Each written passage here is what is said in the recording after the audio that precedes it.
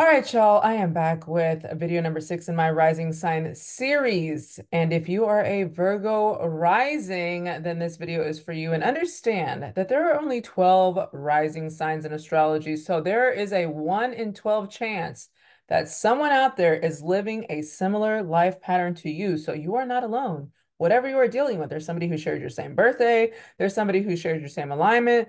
There were people born at the same time that you were in the same hospital. So they're out there. So astrology, numerology, human design, everything that I'm learning about all of this knowledge, there is a chance that somebody lives a similar life to you. So you are not alone in this journey. But if you have no idea what a rising sign is, understand that your rising sign is essentially your first impression to the world. It's kind of course, how people view you before they get to know you, before they get to know your emotions, and also how do you view the world? So, as a Scorpio rising, Scorpio energy is very much observant. It is darker energy, hidden, secretive, possessive, jealous, all that. So that's kind of how I view the world. Like everybody has a secret, everybody's hiding something, can't trust nobody. And so you as a Virgo rising, you could view the world through the eyes or through the lens of a Virgo or Virgo energy. So remember, Virgo is an earth sign, and earth signs tend to be very grounded, very practical in their thinking, as opposed to like a Pisces who lives in La La Land, which is your sister sign or your sister rising sign. Virgo energy, again, very grounded, very practical, very analytical. I make fun of Virgo energy all the time, but I love Virgo energy just because it is very calculative. It is always like, it's very detail oriented, always looking for the imperfections and things. So it does come in handy. Earth energy does come in handy for people like myself who are fire and quick and impulsive and impatient. Earth energy, Virgos especially, like my mom has a lot of Virgo energy in her, and I used to be like, oh my gosh, you're so nitpicky about everything, but it's needed because sometimes you guys pick up on the details that other people don't. So again, very analytical, very practical, very perfectionistic energy that you could give off to people as soon as they meet you. Sometimes it can be a little bit too much for people, but understand that you guys have a really strong sense of being very organized, being very efficient, having to do something right all the time. And because you're always looking for imperfections and everything and trying to perfect everything, you can have a tendency to get anxiety a lot or just being in your head a lot because Virgo is ruled by Mercury, and Mercury is a planet of communication. It's your intellect. So again, always in your head, over analyzing things sometimes to where it can be a little bit OCD. That is something that I've seen too with Virgos. And whenever they have a lot of Virgo energy, they can develop things like OCD, and just like I said, doing a little bit too much too. But as your Virgo rising, like I said, you can come off too like very shy, maybe first impression, because Earth energy, like I said, is a little bit slower. It's a little bit more methodical, so it's not as high energy as maybe as you see. I'm gonna say like maybe a Sag rising. Right off the bat, it could be high energy. But a Virgo rising can be a little bit shy, somewhat reserved. But your rising sign is in the first house, obviously. And so the first house is the house of self. So a lot of times Virgos or Virgo risings can be those people who are very self-critical about their body. Like I said, Virgo energy itself is critical. And whenever that energy is in the house of self, your physical energy, your image, how you look, you can be self-critical about your body overworking itself. I have seen a lot of Virgo risings are very into health and fitness, as Virgo does rule over the sixth house of health and your working your day-to-day routines and your physical energy. But Virgo risings can be very self-critical of their body, even if it looks amazing. They could be like, no, I still need to lose a little bit of weight. I still need to do this. I still need to eat right, and so they can kind of consume themselves with that too. But your second house is ruled by Libra. And of course, Libra is the sign of balance. That's that Venusian energy. The second house, though, is the house of family, the house of wealth, the house of things that you value yourself. And so you can spend your entire life trying to find balance within your family, within your wealth. And again, the wealth is the how much money do you have to your name, not necessarily the money that you're making. It's how much do you have saved? How much do you have, like whenever people want to assess how much you have, your cars, your home, all that is seen through the second house. So again, spending a lot of time, your entire life, finding balance in those areas.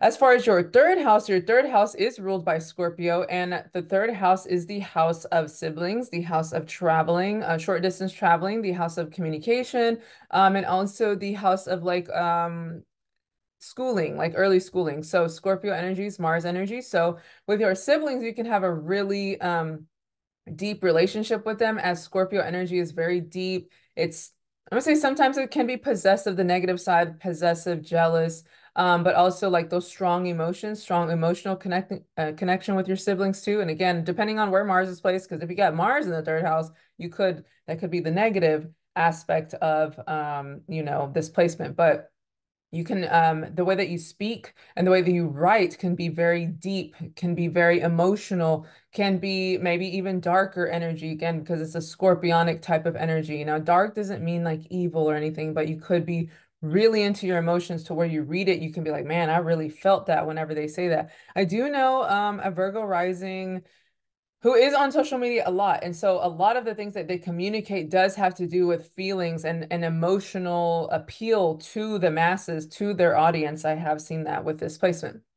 As far as your fourth house is ruled by Sagittarius, and Sagittarius fourth house could be a few different things because the fourth house is a house of family, the fourth house is a house of mother. So you could have either a really religious family where there's some type of belief system, because again, Sagittarius is all about religion, philosophy, morals, or again, depending on where your Jupiter is, but it could be that you had no kind of religious energy in your family upbringing. And so it could be also an indication, though, that your mom was very philosophical in nature. She could be somebody who you are going to be very friendly with later in life. Maybe not at the beginning, but it could be an indication, too, that she's going to be a really good friend to you later in life. But again, that philosophy, that philosophical, religious type of energy is over the fourth house. Now, as far as your fifth house is ruled by Capricorn or Saturn. And so, fifth house is the house of children, creativity, romance, casual relationships, theater, all of that is seen through the fifth house, speculative gains like gambling, stock market, all those kind of things. So having Saturn there, Saturn is the planet of delay, of obstacles, of structure, responsibility. So your children can be seen as a big responsibility. You could still love being a mother or a father, but your children can be seen as a big responsibility. There could be a lot of obstacles, delays, even with your own education, because the fifth house is also the house of like bachelor's degrees, also like things like astrology that is also seen through there. So having that Saturn there can bring either delay or slow that area of life down, or, like I said, just bring you obstacles. But it is a slower moving, progressing planet. As far as your sixth house is also ruled by Saturn, which is sixth house is the house of Virgo, which is the house of your health, your day-to-day routines, your work. It could be open enemies, like people who you know are coming against you. And it can also be the things like legal cases, court dealings and things like that are seen through the sixth house also, because again, those are obstacles. But I hope the Virgo rising that I know doesn't watch this, because they're always talking about how they're just constantly experiencing obstacles whenever it comes to work, obstacles when it comes to people who are against them. They even showed me today a Facebook post that they posted where they were just outwardly like, hey, would anyone like me to come speak about what I do for a living? They're in the health and holistic field. And literally the comments underneath were like, no, no, no, we don't want to hear that garbage, blah, blah, blah. Like just it's just like an attack. And I'm like, oh my gosh, like you're not even asking for money or anything. You're literally just saying, can I speak to you guys? But again, that Saturn brings the obstacles and the delays in the area of work. And again, open enemies. Like people had no problem writing to you, like, get your garbage out of here. Oh my gosh. So if you're watching this, I'm not going to say your name, but if you're watching this, that's where it comes from. But again, once you understand it too, and I'm not even trying to be funny, because I have six house placements, and when I would be at work or my old job, I'd be like, oh my gosh, why are people just coming for me? I just sit here and literally do not bother anybody. But I digress. But once you understand the energy of your birth chart, when those things arise, when those things happen, you kind of just I say blow them off. It can be still be frustrating because you can get to a point where it's like, oh my gosh, like why do I have this freaking alignment? Like why do I have to deal with this? But you understand that it's a lot of times it's not you actually doing it, it's just an energy that's happening to you, and you have to learn how to chill out. You have to learn how to, get to your higher self of not always lashing out or getting angry or outbursts and things like that. That's the whole point, I feel, of learning astrology, learning your birth chart, to understand that a lot of things that you are not doing, you're not causing, they're just happening to you. And we have to learn how to react and respond to those things. So just to, get some clarity on that area. But as far as your seventh house, of course, the seventh house is the house of, where everybody wants to know the love of their life and the marriage partner and things like that. The seventh house is the house of more committed relationships, the legal bindings between two people, or, business, partnerships, marriage partnerships, court, again, legal bindings. And so Pisces rules over your seventh house, and Pisces energy is Neptune, Sagittarius. I mean, Sagittarius. Pisces is Neptune and Jupiter energy. So you could attract a partner who is very intellectual, whose Jupiter is knowledge. So Pisces, Jupiter is knowledge. So you can attract a partner who is very intellectual. But Pisces is also known to be a little bit weird, a little bit odd. Your partner could be into things that people are like, why do you like that stuff?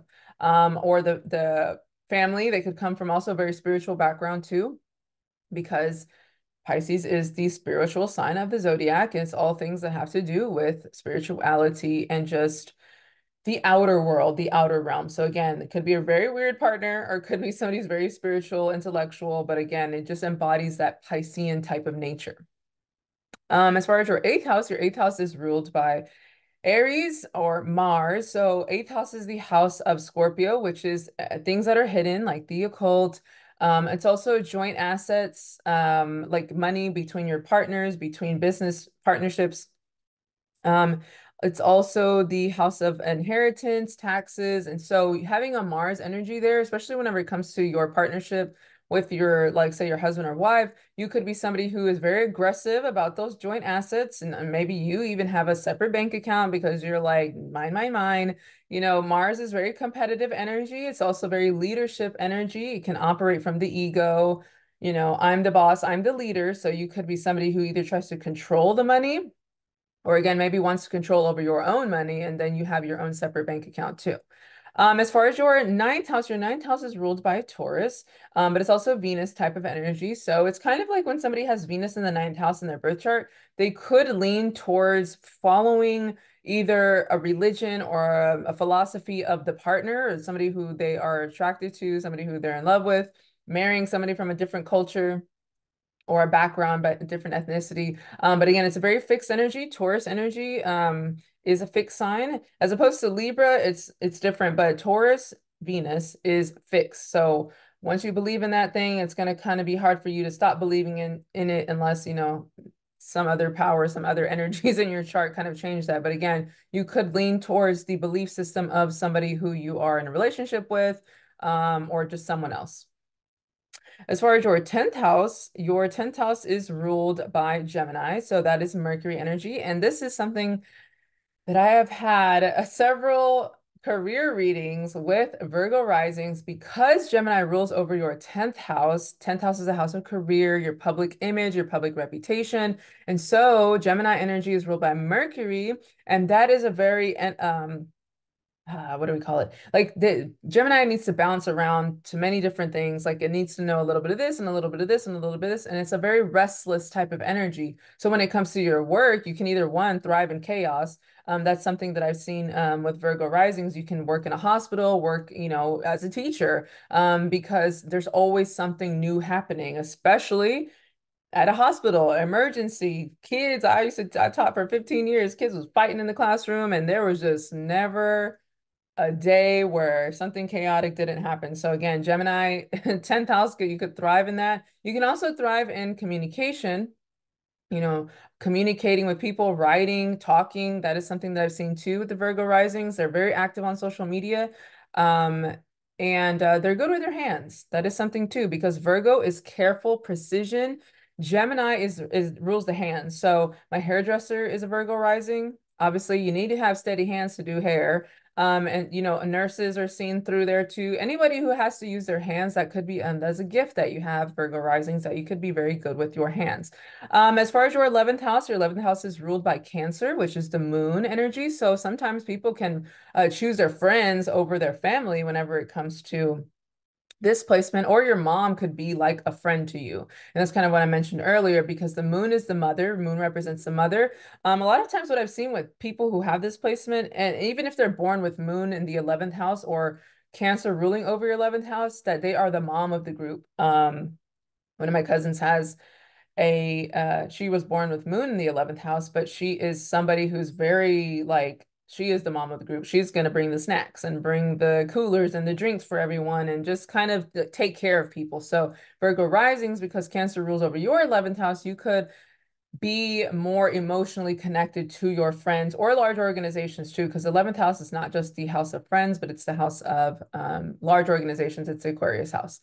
And as far as your 12th house is ruled by Leo, and Leo is the sun. Leo is ego. The 12th house is the house of Pisces, which is the house of spirituality, the house of isolation, the house of jail, hospitals, anything that separates you from society, the subconscious dreams, that is the 12th house. And so because the sun rules over your 12th house, you could be somebody, one, if you're born with sun in the 12th house, you could like isolation, but also you can operate out of ego whenever it comes to your spirituality. Like, I want people to know that I'm the most spiritual one around here. I want people to know that I've become this being who knows everything about astrology now. And, again, you're operating out of ego. The Leo is the sun, and sun wants spotlight. Sun is the spotlight. And also too, you could be very creative, because Leo rules the 5th house of creativity. And so having your sun there, and Pisces is a very creative sign too, especially when it comes to things like music and art. I have seen a lot of Pisces placements be very creative in those areas. So again, having two creative energies in that 12th house could make you somebody who is a very creative person. Now, creativity, people assume that that means I have to paint and be like a freaking Picasso. That doesn't mean that. You can have creativity with anything. You can know how to put two objects together and make them work. You could know how to draw or something like that, but you could also just have an intellectual creativity. Like, hey, maybe if y'all just do this and you just use your mind, that could be a thing too. I have seen a lot of like fantasy writers, Harry Potter, all those things like that. That's 12th house energy. So just to be aware of that. But overall, this is kind of a general energy for Virgo risings. Now, remember, it does depend on the degree of your rising sign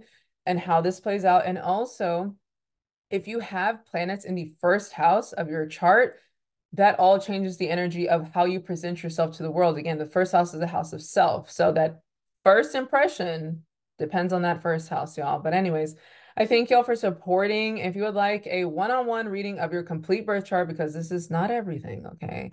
I can, of course, let you know what's going on there. I can see it all. Like, sometimes I think I've seen too much, and however much somebody's willing to handle. But y'all can visit me on any social media platform, go to my website, book a reading, leave a comment, y'all, because I need to push these videos out to the world. I know there's 1,000 Virgo rising videos, but I want mine to come up first, okay?